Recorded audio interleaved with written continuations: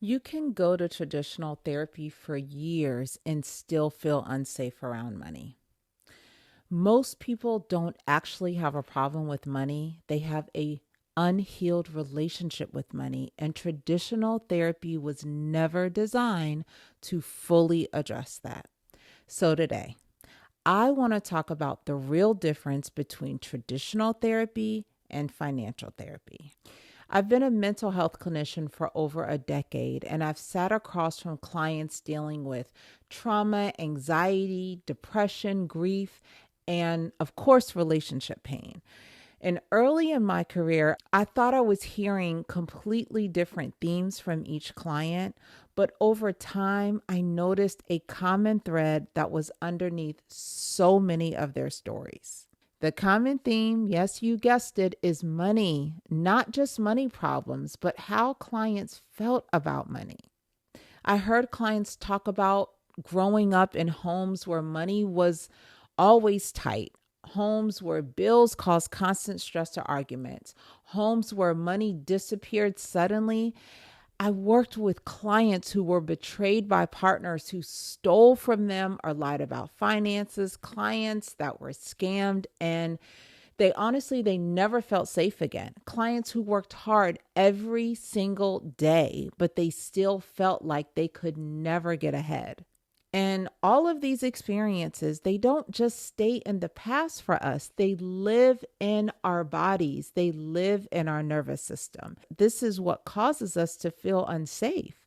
They show up when you check your bank account. They show up when you avoid opening bills. They show up when you feel anxious, even when technically you have enough money. They show up when your sense of worth rises and falls, and all of this is based on your income. Traditional therapy does the important work. It helps clients to understand their emotions. It helps process trauma, anxiety, depression, and relationship patterns. Therapy helps people to understand why they feel the way they feel. And for many clients, that leads to self awareness and can totally be life changing. But what I began to notice was the money often stayed on the sidelines. It came up in conversations, but it wasn't treated like a relationship. It was treated like a stressor. And for most of us, we have to admit it, money is not a neutral thing. Money represents safety for many of us. It makes us feel happy. It makes us feel sad. Money represents survival. It represents freedom. And frankly, it represents our worth. So when someone grows up with lack or instability, scarcity, and betrayal around money, their nervous system learns something very, very early in life. Money is not safe. This is where financial therapy comes in. Financial therapy looks at how money lives in your body, not just in your bank account. It looks at why your heart races when you think about money, why you freeze, why you avoid, why no amount of money or financial knowledge actually calms you down.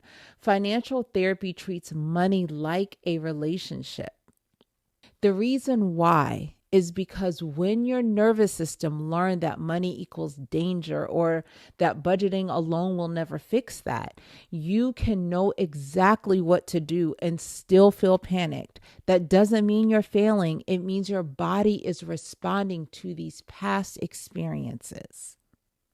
The truth is that when I started seeing the patterns clearly, not just in my client's life, in my own life, in all of the people around me, I knew that my clients needed a simple place to start. And that is why I created the Worthiness Over Wealth Guide. It is completely free. This guide is not about learning how to budget or fix your money. It's not about making more money. It's not about hustling harder. It's about helping you understand that your worth is not attached to your wallet. This guide helps you look at your money story without judgment. It helps you to understand where fear came from, where your beliefs were formed, and why money feels so heavy for so many clients. It helps you see that many money behaviors were survival strategies and not failures that you made and mistakes that you need to blame yourself for. So, if you want this guide, the link is in the description. Financial therapy for me is like an awakening. It builds on this work by helping your nervous system to feel safer around money. It helps reduce the constant financial anxiety. It helps you make decisions without fear driving them, so that over time your money stops feeling like a threat and it really starts feeling like information, like knowledge, and it makes you feel safer. So, to keep it simple, traditional therapy helps you understand your emotions, while financial therapy focuses on how money affects your nervous system, your mindset, and your sense of safety. And this work is important because money is a part of our every single day. We are constantly making decisions about money just to live.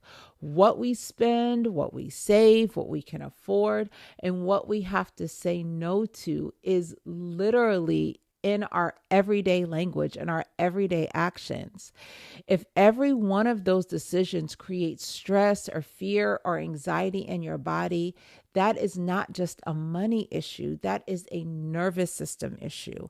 And if money is impacting your thoughts, your emotions, and your body this often, then it is something that deserves healing. And if you resonate with any of that, this is what financial therapy is for. This is who financial therapy is for. And if you want to go deeper into how money affects your nervous system, I want you to watch my video, The Emotional Side of Money. It should be somewhere right over here. And I want you to always remember that you are your greatest value. You are your greatest asset. Take care.